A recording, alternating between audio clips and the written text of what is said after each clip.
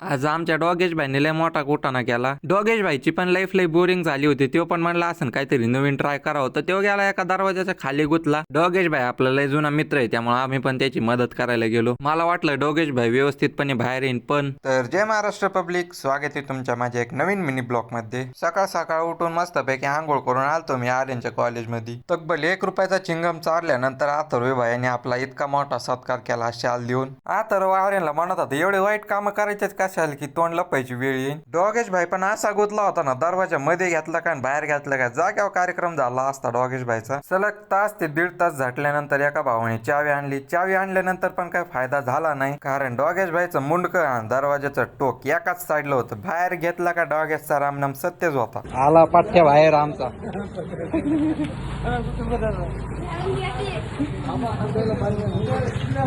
Rescue team आतुरो भागवत.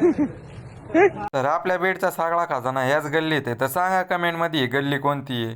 आजच्या ब्लॉगला करतो इथं जाईन, भेटू पुढच्या ब्लॉगला.